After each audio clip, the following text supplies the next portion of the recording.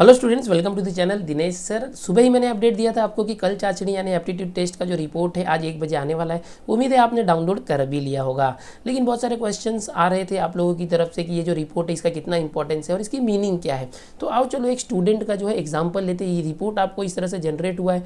इसमें 2 चीज़ें दी गई है, कल चाचणी द्वारे तुमचा कल आणि अभिक्षमता चाचणीद्वारे तुमचा क्षमतांचा स्तर, यानी interest test and aptitude test. कल चाचणी को इंटरेस्ट टेस्ट बोलते हैं और अभिक्षमता को एप्टीट्यूड टेस्ट बोलते हैं।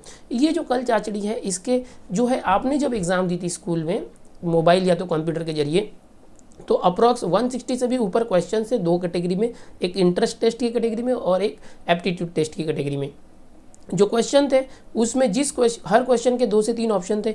आपने हर क्वेश्चन को रेस्पॉन्स दिया था, किसी को पॉजिटिव रेस्पॉन्स था, किसी को नेगेटिव रेस्पॉन्स था।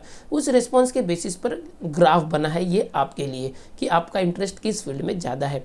आओ चलो सबसे पहले इंटरेस्ट टेस्ट का जो रिजल्ट है उसको जूम करके देखते हैं। तो यहाँ पर ये रहा आपके जो रिजल्ट में इंटरेस्ट टेस्ट का रिजल्ट। ये जो ग्राफ है यहाँ पर आप देखोगे एग्रीकल्चर में ये जो स्टूडेंट इसको 85% मार्क्स मिले, आर्ट्स में 50%, कॉमर्स में 75%, फाइन आर्ट्स में 60, health and science life science में 50 और टेक्निकल में 75, यूनिफॉर्म सर्विसेज में 75। इसका मीनिंग क्या है कि ये जो स्टूडेंट है इसका सबसे ज़्यादा झुकाव जो है एग्रीकल्चर की तरफ है 85%।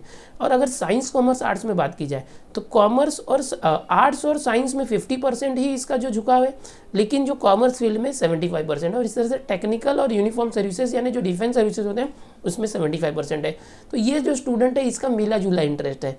ये साइंस और आर्ट्स में इसका इंटरेस्ट नहीं है, इसका ज़्यादा इंटरेस्ट कॉमर्स में है। ठीक है, अगर साइंस कॉमर्स आर्ट्स में सेलेक्ट करना है तो 11th स्टैंडर्ड के एडमिशन के लिए, या तो फिर टेक्निकल फील्ड में जा सकता है या डिफेंस के लिए। तो ये क्या हुआ, इस ग्राफ से समझ में आता है कि आपका जो आगे चल के जो फील्ड आपको चूज़ करना है उसमें से कौन से फील्ड में आप जाएँ तो आपके लिए बेहतर होगा।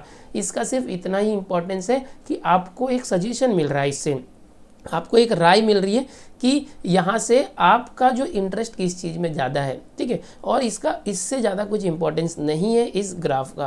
आपके सामने जो दूसरा ग्राफ है उसको भी ध्यान से देख लो। ये आपका एप्टीट्यूड टेस्ट है। एप्टीट्यूड में भी क्या था, वर्बल एप्टीट्यूड यानी आपकी भाषिक क्षमता कितनी है, लॉजिकल यानी तार्किक क्षमता कितनी है, स्पेटियल यानी कि इसका मतलब क्या होता है कि कोई जो 3D होता है यानी 3 डायमेंशनल शेप्स होते हैं, ज्योमेट्रिकल शेप्स, उसको आइडेंटिफाई करना या उसका मूवमेंट या उसका रिलेशन फाइंड करना, उसमें आपकी कितनी एबिलिटी है। और फिर न्यूमेरिकल एप्टीट्यूड, सांख्यिकी, ये तो आपको पता ही है नंबर से रिलेटेड। तो ये जो स्टूडेंट है ये स्पेटियल एप्टीट्यूड में ज़्यादा एक्सपर्ट है, यानी 65% मार्क्स मिले हैं इसको। जो 3D शेप्स होते हैं उसका ज़्यादा नॉलेज है इसको। ओके, और जो भाषिक क्षमता वर्बल एप्टीट्यूड है उसमें सिर्फ 30% इसका एबिलिटी है, लॉजिकल एप्टीट्यूड में 35% और न्यूमेरिकल एप्टीट्यूड स्टूडेंट का सिर्फ 10% दिख रहा है, यानी मैथ्स में ये कच्चा है। इस तरह से ऐसा समझ में आता है। तो यहाँ से आप देख भी सकते हो जैसे कि ये वर्बल एप्टीट्यूड 30 दिया है, तो 0 से 33 जहाँ पर है सुधारने की आवश्यकता, वहाँ पर इम्प्रूवमेंट की ज़रूरत है।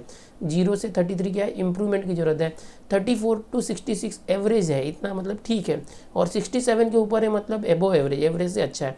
तो ये देखो, ये इसका भाषिक क्षमता में 30% है, मतलब इसको सुधारने की ज़रूरत है। यहाँ पर भी सुधारने की ज़रूरत है 10 सांख्यिकी क्षमता में, और यहाँ पर एवरेज है। और ये जो है 65 मतलब क्या है, यहाँ पर ये भी एवरेज ही है। तो इस तरह से इस पूरे रिपोर्ट की मीनिंग है। अब इसका इंपॉर्टेंस कितना है वो देखेंगे। इसका इंपॉर्टेंस सिर्फ आपके लिए इतना ही है कि आपको इसको देख के खुद समझना है कि मेरा इंटरेस्ट कितना है और मेरी एबिलिटी कितनी है। ये आगे चल के आपको कुछ काम नहीं आने वाला है। आगे ना तो एडमिशन के लिए आपको जमा करना है, ना कॉलेजेस में एडमिशन लोगे तो वहाँ लगेगा। ये सिर्फ आपको अपने फाइल फोल्डर में रखना है और इसके अनुसार आप आगे चल के फील्ड सेलेक्ट कर सकते हो। इसका सिर्फ इतना ही इंपॉर्टेंस है। तो उम्मीद करता हूँ आपको सब कुछ डिटेल में समझ में आया होगा, जो भी आप जानना चाहते थे। और वीडियो अगर पसंद आया तो वीडियो को लाइक कर दो। चैनल पर पहली बार आए तो चैनल को सब्सक्राइब कर लो। ऐसे ही वीडियो, इन्फॉर्मेटिव वीडियो इस चैनल पर आते रहते हैं। मिलते हैं दोस्तों नए वीडियो में नई जानकारी के साथ।